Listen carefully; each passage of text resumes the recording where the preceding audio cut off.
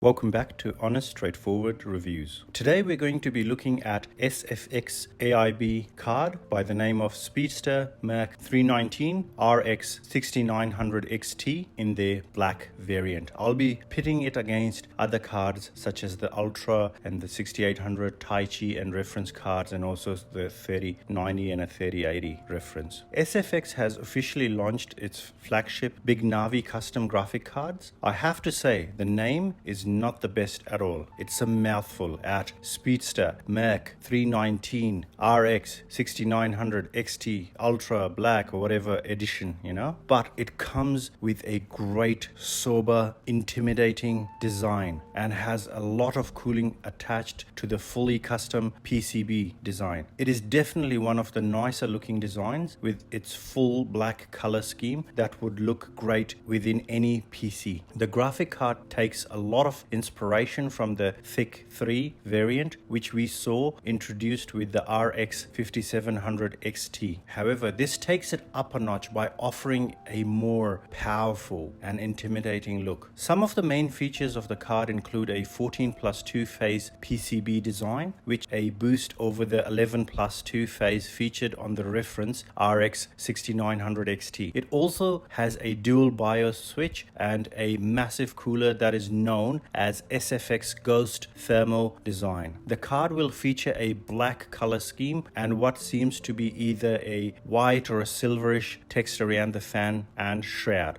The front shroud features a triple fan design and takes up 3 slots of space, so it is a big card. Furthermore, the card will feature 13 fan blades, each on the triple fans, incorporated by the shroud with a ball bearing design. The ball bearing design is very important for the longevity of the fans and making sure they run at optimum speed. The main shroud also comes with an aluminium cast to give off a more premium look. A large aluminium backplate acts as a heat spreader on the back while also featuring a cutout to dissipate hot air out of the back of the card. As for the underlying heatsink, the XFX Speedster comes attached with a massive aluminium fin array that features a total of 7 6mm heat pipes. The GPU and GDDR6 memory is attached to a copper base plate to dissipate heat effectively. The PCB also has a rigged aluminium cast tray which acts as a support bracket and offers extra durability to prevent the PCB from bending. The SFX has a large number of thermal pads over the vital components of the cards as well. This card comes with a factory overclock that pushes the card beyond its Ultra variant, and I'll get into that in a bit. The card provides power through 2 8-pin connectors. As for the price, the card has been listed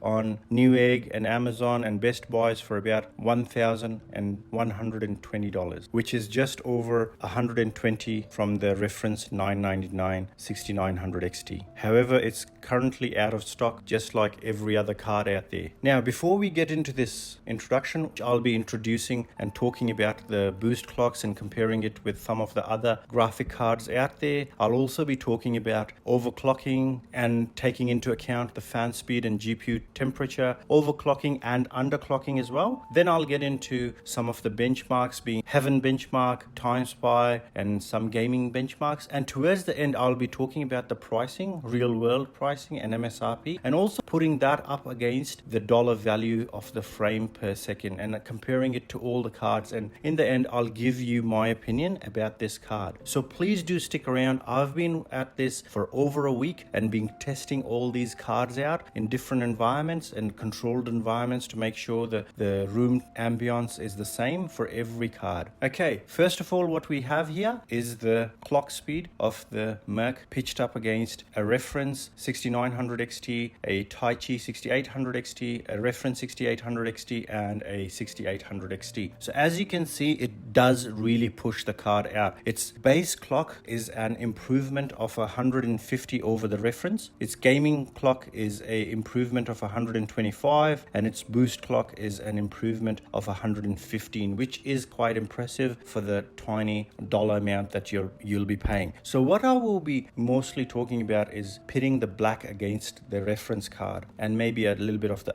Ultra. I wouldn't be pitting it against the 6800 XT, because if you're looking at the 6900 XT, that's who I'm talking to. If you're looking at the 6800 XT, then you should be looking at other 6800 XT variants, because for the price jump, I don't know if it's worth it. However, stick till the end. I will be talking about that and getting a good dollar value for cost per frame. Next up, I've got the same sort of clock speeds, but in a stacked bar chart. The reason I didn't do that is because reasons unknown makes the graphs shorter. For example, if you've got a base clock that is lower than the other card's base clock, however the game clock is the same, it'll still show it as being behind by a lot. So now this is the important part that I like to discuss, where I have found most GPUs to struggle. So you've got the auto, where the fan speed is controlled by the internal software. If I've set it at auto, it runs really hot, not hot as hot, so it can go up to 90 degrees, no issues. So it only goes up to 75 under stress, and the fan is really quiet, guys. It's 35 decibels. You can't hear that fan at all. However, if you go to 60%, it drops the temperature down by about 6 degrees, and it only increases the sound by a tiny bit. Still at 38, you can't hear it. At about 40, you can start hearing the fan noise. Now 80 is my preference. Now at 80%, I've noticed the temperature to go all the way down to 59 degrees, which is a 16-degree cooler card that you get at only 42 decibels. I think 42 decibels is very acceptable. Even without headphones, sitting next to the PC, it's quite good. And not to mention how cool your card is running. Now at full blast, this is interesting. At full blast, you only get 1 degree less, which can be a margin of error. However, the fan noise goes all the way up to 55. Considering that, what I would like to say is, if you were overclocking this beyond the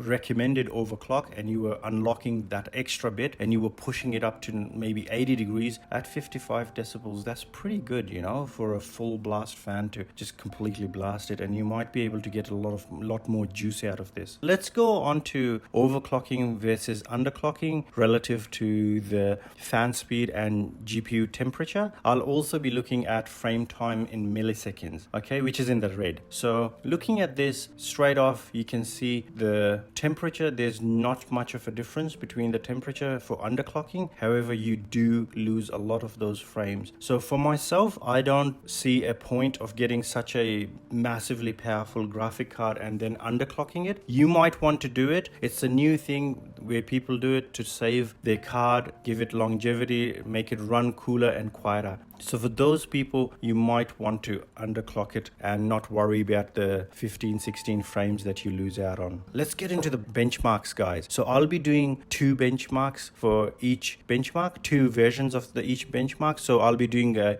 2K, which is 1440p, and a 4K, which is 2160p. So let's start off with Heaven's benchmark, which is at 4K. Let's look at the 4K results first. There you have it, guys. The black for the extra dough does really kick ass, okay? So it gives you another 10 frames over the reference 6900 XT. However, for just a $20 difference, because the Ultra 6900 XT, that goes for about $1100. For $1120, you can get the black. So keep that in mind, guys, as we go along to the next. Now let's look at the 2K results. All right, at 2K, I was expecting it to pull out a lot further, which it kind of does. Like, it's gone a lot further than the reference card. Over the Ultra, it's not that much.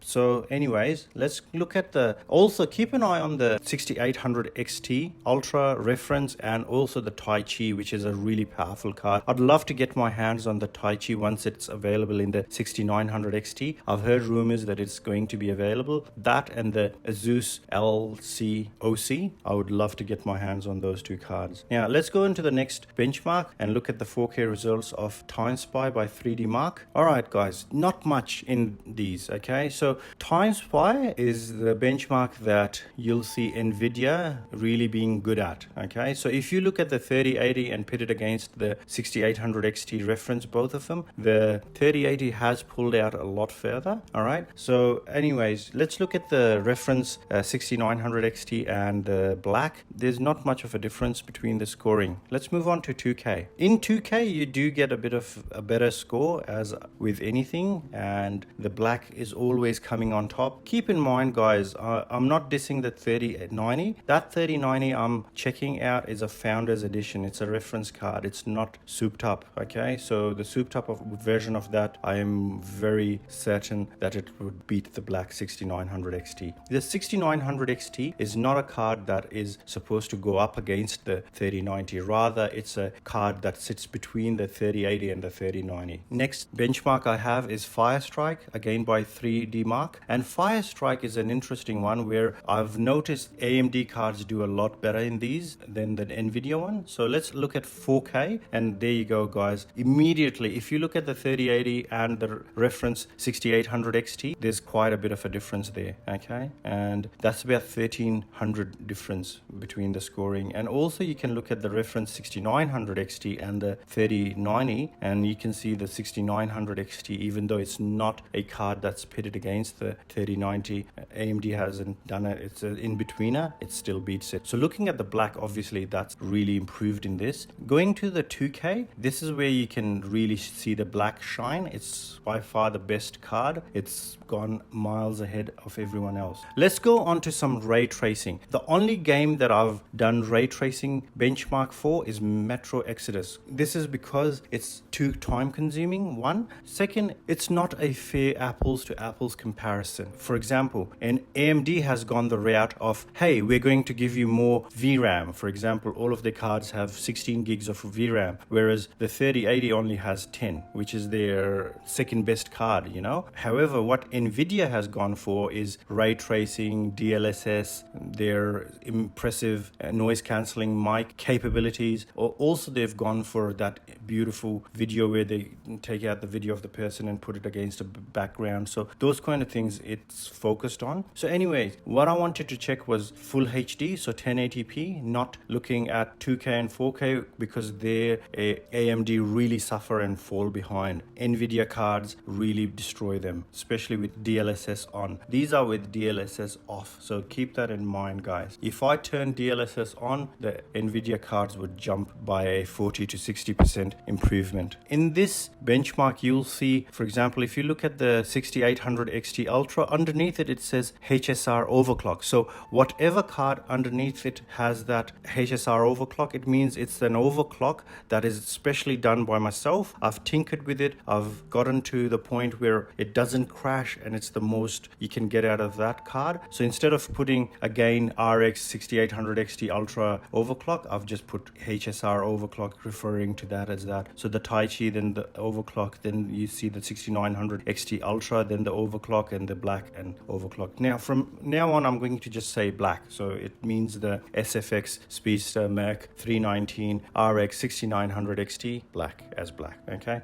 Before my mouth gets tired of saying that. All right, let's look at the average frames per second. So this is where I was really impressed. Yes, the reference NVIDIA 3090 beats the reference 6900 XT, but not by a huge margin, you know. And the Taichi basically beats when tinkered with and overclocked, it beats the 3090. Now the 3090 isn't overclocked, and it's the reference card, as I've said before. But if you look at the black, that's pretty impressive at 106 without any tinkering, and at 111. I'll also bring in the minimum frames per second now, and you can see it's quite impressive as well. However, overclocking the black didn't increase it by much. It was only 2 frames. Let's move on to our gaming tests that you guys have been waiting for. Straight off, I've got Warzone, which has been requested by a lot of yous. So first of all, let's look at 4K. So as we can see, the black beats the 6900 XT reference card by about 5 frames, which is quite good for the $120 extra that you get. However, when you're pitting the 6900 XT against the 6800 XT, there's only a 7 frames frame per second increase, and the price is a lot more, guys. I'll talk about the price in the end. Please stick around for that. Now let's move on to 2K. Wow, 207, guys. That's really impressive. And for some reason, I don't know what happened to my Ultra. It was a tiny bit slower than the reference card. All right, let's go on to Doom Eternal. Now, these are all played at absolute maximum settings. Let's look at 4K. 4K is very, very playable at 191 frames per second. Now, guys, you got to remember, I've got a video of why I prefer 2K gaming over 4K gaming. I will have a comment section and leave the link there, and also at the end of this video why 2K is better than 4K gaming and things like that. I'm not going to get sidetracked into that too much, but that's what I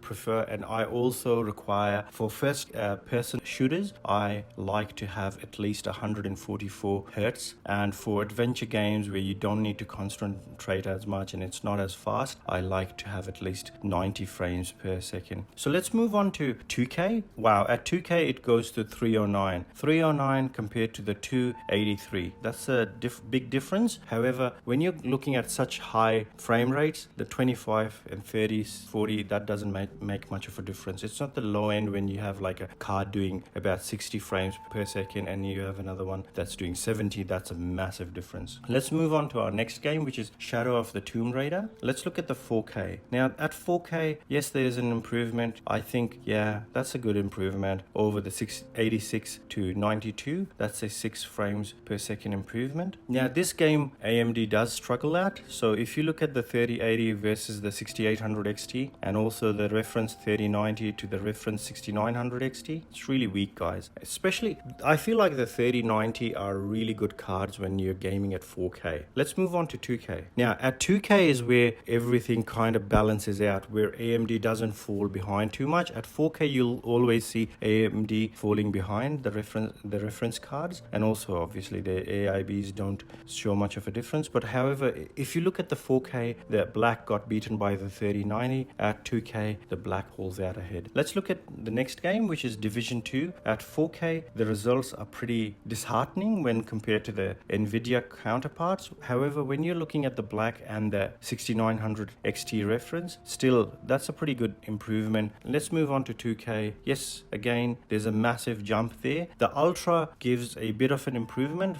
I was really surprised why it was so small. I would have thought the margin between the Ultra and the black would have been smaller than the Ultra and the reference card. However, that's as it is. Let's move on to Horizon Zero Dawn, which is another title that AMD isn't good at. I would have loved to get my hands on Godfall and look at that because AMD is really good at that game. Looking at 4K results, there's not much between the reference and the black. It's only a 4 frame difference, which is still a nice improvement for the $120 extra price you give. This is all in US, by the way. When I do a comparison, and then it will be to Australian dollars and what we get it here for. Let's move on to 2K. At 2K, you do see an improvement. It's an 11 frame per second improvement, which is quite impressive. Again, if you look at the 2K versus 4K with the Nvidia and AMD, so you'll see how AMD does better at 2K than 4K. Now, that's it for all the games. Let's get a tally of all the games. Let's get an average. Looking at the average 4K gaming, the black card is quite impressive as it beats out. Yes, it's a margin of error, 1 frame per second, but it beats out the 3090 reference card, which is quite impressive given the price difference. The 3090 is a very expensive card compared to the 6900 XT Black Edition. Moving to 2K, that's where you really see the black card shine, and it's beaten the reference 3090 by about 13 frames per second. Alright, now let's get into the pricing. I've included a 5900 XT here, which is the Gigabyte Gaming OC overclock, and just to give you guys the MSRP, that's at $559. Let's look at all the MSRPs. The MSRP for the black here is about $2,000. That is a ridiculous price hike over the reference. The reference is $1,700. That's $300 difference. However, and it sounds even more crazy when you compare it to a reference 6800 XT, which is nearly $1,000 more. Absolutely not worth it, guys. In my opinion, if in real world all the prices were stable and you had stock between all of these, I would say get a reference 6800 XT any day of the week. Even if you wanted the best of the world, and if you wanted the 6900 XT, I would have told you to get the 6900 XT 60 any day of the week. Now, moving on to real world pricing. This is where it gets interesting. All of a sudden you see the 6800 XT jump up all the way to 1479. In real world pricing, this is where it gets interesting. The AMD reference 6800 XT jumps up all the way nearly to $1,500, guys. However, what is very, very interesting is the black card. There's only a tiny $11 increase in its price, which is not a lot at all. So this is very interesting. Even the reference 6900 XT only had an increase of $100. Where I've seen the most increases in are the lower end cards or the mid-range, so the 6800 XT, even the Taichi. If you look at my Taichi review, which again I'll have in the comments, if you look at that and the pricing in that, back then the Taichi was priced MSRP at $1,499. The MSRP has gone up to $1,610 now, and the real world price of that card has gone up to $1,900, whereas before it was which was $1,800. Interestingly, if you look at the Gigabyte RX 5700 XT GOC, 961, guys. Real world price of that card right now is 961. That is absolute bonkers to pay for that old card. It costs more than a reference 6800 MSRP. Now, let's move on to comparing the price per dollar to 2K gaming. So the kind of gaming that I prefer. So let's look at the MSRP first. MSRP, if you're looking at the 6800 XT, again, you get $5, about $6 per frame it's costing you. However, if you pit that against the black, again, as I said, it's not worth it, nearly $10. However, if you go on to just real world pricing right now, so again, the black is about $10, not much of an increase. However, the reference one jumps up to $8.44. So for that price in real world, I think the black is a very good card if you can get your hands onto it. If you look at the 6800 XT Ultra and the Taichi, they're really expensive in real world pricing right now for the frames they offer. And in the red, you'll see how much it actually, because I get good pricing from these guys that I get graphic cards from. Sometimes I get good pricing for them. Look at the Taichi, I absolutely suffered there, even though that's cheaper than what most of you will be able to get it for. However, the black, I got a really good price for it. The black price wise, and if I got a reference 6800 XT, would nearly be the same. Let's move on to 4K. Straight away, MSRP, you'll look at it and go, okay, the black is $17.31 it's costing per frame, whereas the reference 6900 XT costs $15.95. Not much of a difference there, guys. So if you're going for the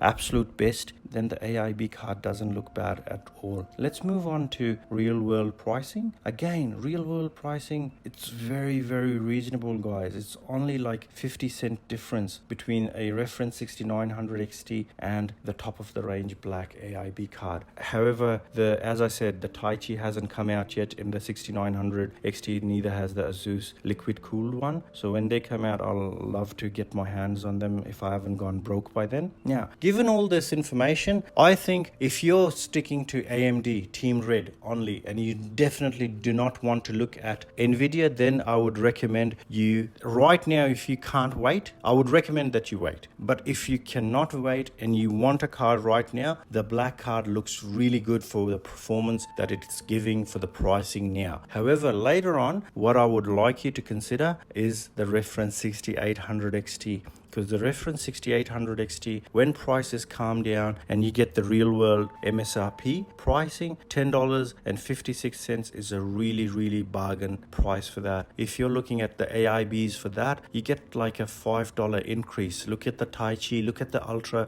in the 6800 XT, there's a big price difference. Whereas if you were just looking at MSRP of a reference 6900 XT and the black, there's not a lot in there. So very reasonable card to get if you're sticking with Team Red. However, again, I think you should go for a reference 6800 XT once the prices level out. Now, if you are not sticking with Team Red and if you wanted the absolute best, then I would always recommend to you to get a 3090 if money wasn't an issue for you. The reason being is not only do you get more VRAM, a more powerful graphic card, but also you get Nvidia's exclusives like DLSS 2.0, like ray tracing support, the incredible noise cancelling mic, and also the screen blacking out and changing what's behind you. That's really impressive for me, guys. That's super impressive, especially the mic next to a noisy fan. Nobody can hear me, and it's in real time. It edits that out. It's really impressive what NVIDIA offers. Yes, AMD will be bringing out ray tracing and something like DLSS, but NVIDIA has already jumped to DLSS 2.0. That's the second generation of DLSS. They have a lot more experience. The drivers are more mature, things like that. So right now, AMD are behind them for about a year and a half. I think it'll take AMD a year at least to get where NVIDIA is at right now, if AMD starts working on their ray tracing and DLSS support. So that's what I have to say about the black card. Definitely worth it right now, guys. I was very impressed with it. Yes, it's not got the bells and whistles. It's not a loud card like the Taichi. It's not got those RGB lightings and crazy cuts and crazy looking card. It's very subtle, very mature. It's black and it's beautiful, guys. If you want to get it, this is the card, and it's a tiny bit bigger than the Taichi, if that matters for you. Thank you for watching, and thank you for sticking to the end. Alright guys, so if you want to see more videos and support the channel and you like this video, please give me a like, thumbs up, and subscribe to the channel. Also check out my Twitter, Instagram and Patreon accounts. That helps a lot if you follow them and contribute there. Thanks so much. Take care. Bye.